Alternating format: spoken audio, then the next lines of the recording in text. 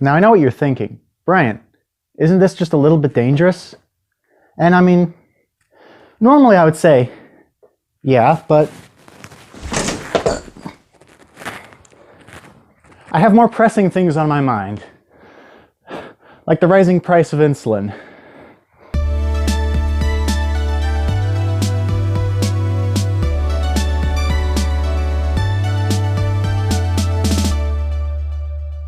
So despite that weird intro and everything else, I just wanted to make it clear that this is actually a serious video and a serious topic affecting millions of Americans in America, myself included. For those of you who do have a functioning pancreas, I wanted to go ahead and explain to you what diabetes is, what it's like, and what insulin does, why it's so important. But the first thing that I wanted to get out of the way is the fact that type 1 and type 2 diabetes are different. I know that there's going to be people in the comment section down below talking about, oh, you know, my father, my grandfather, my uncle, aunt, grandma, they have diabetes. And I am 99% sure, because 99 times out of 100 that's happened to me when somebody says that to me, it's type 2 diabetes. I have type 1 diabetes, and I'm not saying that one's more difficult than the other. All I'm saying is that they're very different. Just because they are both called diabetes does not mean that they're the same. It's like calling leukemia and breast cancer the same thing. It's not. They're two different things with two very different treatments. So I want to go ahead and explain to you what insulin does in kind of a way that people can understand easily. Managing diabetes is very much like walking a tightrope. You have a sheer drop on one side and a bed of nails on the other. And the reason that I'm using this analogy is because it is very true with how to control blood sugars. With a sheer drop, you have low blood sugars, very quick and sudden effects. If I go low, I have a short margin of error before I will fall and die, essentially. Because a normal blood sugar range is around 80 to 180 for somebody like me. 80 before a meal and 180 around like after a meal. Dangerously low for me is around 40 to 30. So I only have to go down about half as much from 80 to 40 to be very concerned about what's going to happen, about what could happen. And I've been in that situation many times, and that's why I consider it the sheer drop on one side.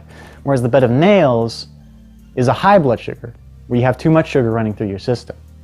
And basically, the reason that I use that instead of another sheer drop is because you have more leeway with that. You can go 3-4 times what you normally are, and yeah, that's pretty high, but you're not going to have to go to the hospital because of it. You're not going to die. However, they are long-lasting effects. The higher you are consistently, the more dangerous it is for you in the long run. That's why you hear about diabetics who have eye problems or who have leg problems and having to get their legs amputated or something like that, because the blood circulation can't get there, and it really affects the capillary veins and everything else because of how damaging these effects can be on the long run. So that's why I consider it the bed of nails. You know, sure, you can go high and you can kind of lean up on that wall, but you're gonna poke some holes in yourself and you could bleed out if you keep crawling along that wall. And that's why insulin is so important. Insulin makes sure that you don't stay up there. It's make sure that you don't stay high. I consider it kind of like a stick that you can just kind of put up against the wall and kind of just help yourself to not fall onto the wall. Insulin is a hormone that regulates the amount of sugar in our bloodstream. You have it, and I have a synthetic version of it, but I still have it.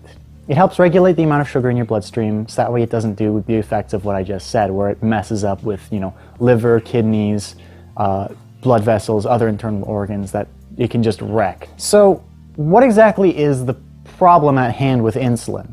Well, the main problem is that the fast-acting insulin that we use, which is Humalog or Novolog, is made by 3 companies: Sanofi, Novo Nordisk, and Eli Lilly and Company. Ugh. These companies have been able to kind of corner the market on fast-acting insulin. And in doing so, they can now raise the prices as they want, as long as they work together. And that's exactly what they're doing. They're working together to slowly and steadily raise the prices.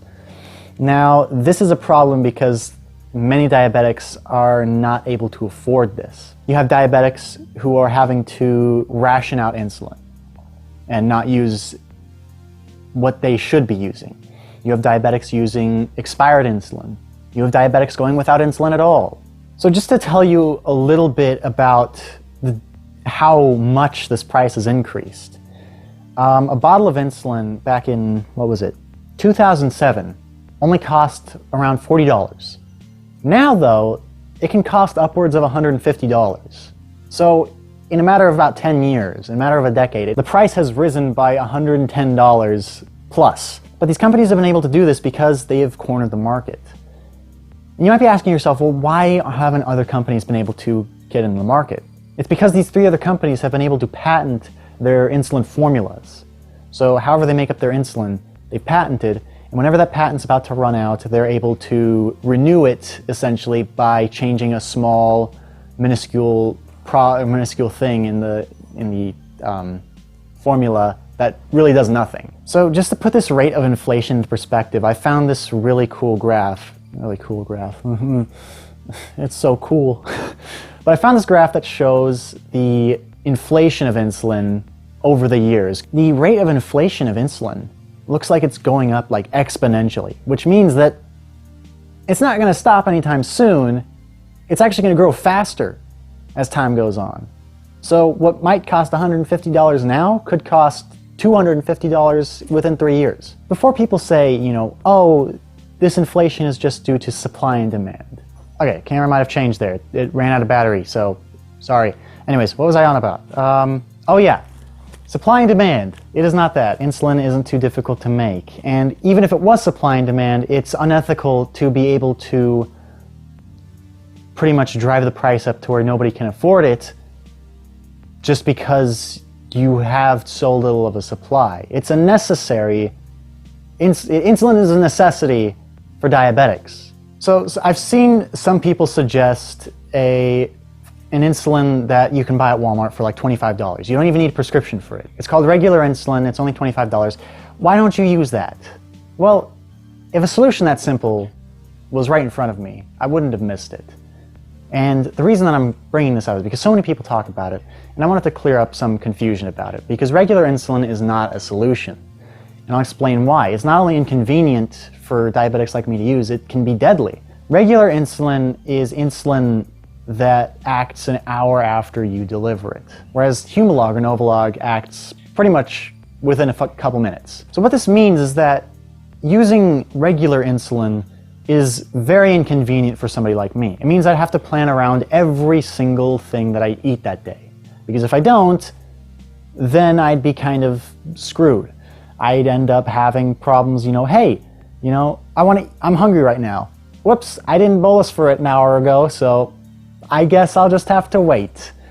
It's inconvenient in that sense, but it's also dangerous because, let me go ahead and use another analogy that's going to be kind of stupid, but hopefully you'll follow me. Using regular insulin is like playing a game with lag. There's two ways to try to play a game with pretty bad lag. Either A, you try and just deal with the consequences of the lag and do the actions as you see them happening, or B, try to anticipate what is happening and do something beforehand, before something happens. Both of those are bad choices. The reason those are bad choices is because if A, hey, you want to give insulin, as you eat like you normally do, but it'll act an hour later. The reason that's a problem is because now your blood sugar is going to go up, the insulin will act an hour later, so you're already above what you should be at. So now the insulin acts, and let's say it goes down just a little bit. Let's say the insulin didn't act, you didn't give enough insulin. Now you're high for another hour until you give another correction. Now you're back down to being better. And let's say you go with option B, trying to anticipate. I'll give insulin an hour beforehand. Well, let's say that meal that you had, you got full halfway through when you bolused for the full thing. Well, now you're kind of screwed. Now your blood sugar is gonna, you eat stuff, oh, your insulin's acting, but you only ate half of it, so now you're going low. It's very inconvenient, it's very dangerous, and instead of having a nice steady line of blood sugars, you're now having it either go up a lot or you're having it do some other wacky thing that it shouldn't be doing. Let's talk about, my case when I was diagnosed. I was a year old when I was diagnosed. Now, I don't know about you, and I mean, I haven't personally done this, trying to feed a kid, a 1-year-old. You can't anticipate that they're going to eat, because what if they don't want to eat that day? Or what if they don't want to eat what you're trying to give them? Well, now what? I mean, you could give the insulin after they eat, but once again, they're running into high blood sugars, which is still dangerous for them. If I was to go on regular insulin, let's just go through this. If I was to use regular insulin and stop using the insulin that I use right now, which is Humalog, if I was to go on regular insulin, I would probably go blind within, I don't know, I'm just guessing here, but it would probably be likely. I would probably go blind within, 15 years. I'd probably have blood circulation problem in my feet along that time too. So I'd be around, 30, 35 years old with severe health problems. What other solutions are there? Maybe you're thinking about, other medical, like Medicare, Medicaid, and like all these other insurance companies that are able to provide for diabetics who don't have insurance. The problem is that sometimes they're at this threshold where they're above having any need for financial assistance as far as medical goes, but they're below the threshold of being able to afford what they need. You need to be able to afford rent, you need to be able to afford food, utilities, water, you need to be able to afford this stuff. You need to be able to afford insulin if you're a diabetic. And insulin, so put this into perspective, $150 for a vial of insulin. A vial of insulin typically lasts me about a week and a half. Put that into perspective, that's about 3 bottles per month. Then you have 3 to 4 bottles per month. Let's just say 3 to 4 bottles per month. Then you're going to have around $450 to $600 worth of expenses in insulin for a month. I don't know about you, but that's expensive. And I'm pretty sure I wouldn't be able to pay that out of pocket. That's one of the reasons why I'm really looking to get a job that has benefits, because I can't afford all the medical expenses that come with being a diabetic. So what are some of the solutions that we could probably put into place? Well, when I was looking this up as my topic in my speech and communications class, I found some very interesting information. One of which was the Congressional Diabetes Caucus. And back in November of 2018, they proposed the allowance of other companies to produce biosimilar versions of insulin. What this means is that now these 3 major companies that produce insulin are going to have more competition. Hopefully that'll lower the price because now more players enter the game. Of course, is it guaranteed to work? I don't know, but it's worth a shot. I'll post a link to that in the description if you want to take a look at that. Another solution is to use pharmaceutical coupons or discounts that other pharmacies and companies, give to people. Hey, you can't afford this? Well, here's, a discount that you can have for it. Great. That way, those who don't have insurance are going to be able to afford it, and those who do have insurance are going to hopefully be fine too. So another solution is putting a price cap on insulin. And while it's something that I didn't think out very much, but it's a solution that if you look at other countries, they have price caps on insulin too. Pretty much every other country has a price cap on insulin. Hey, guess what? These companies can't sell over, $30 or something else like that. I don't know. But in other countries, insulin is cheap over there. The same stuff that we use, Humalog, Novolog, that stuff is way cheaper over in other countries. Certainly we could do it here, because I don't want to move to Canada just to be able to live, but if I have to, I guess I'll do it. I just wanted to bring this out to the public, and I wanted people to understand a little bit better, because diabetes can happen to anybody. It happened to me when I was a year old, and it's happened to my sister when she was 16. It's happened to friends and actually not other family, but it's happened to friends, and you might know somebody who has type 2 diabetes. You probably do. And if you know somebody who has type 1 diabetes, then there you go. This is a reason why we should be worried about it, why we should be pushing for more to be done about this. I personally think it's wrong that companies should profit off of people's death. I think that people shouldn't be dying because of a corporation's greed. And they can do better. We should be able to push for the allowance of other companies to produce biosimilar versions of insulin. We should... Gus! Gus! We need to push for these things. Because if we don't, then the price is just going to keep going up. Nobody's going to be able to afford it. People are going to die, or going to move to Canada like me. But it's not something that should be taken lightly. It's something that we should be pushing towards. Anyways, any other questions or any other possible solutions, leave those down in the comments below. You know, I want to be able to hear from other people too. Or if you have something that you think, you know, if you're not sure about, you know, like if you didn't know about regular insulin.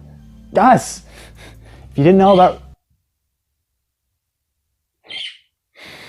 If you didn't know about regular insulin, or you didn't know about these other problems, and you're wondering, hey, does this solution have any problems? I can try to point some out. You know, hey, this could be a good solution. Or, hey, this might not work because A, B, and C.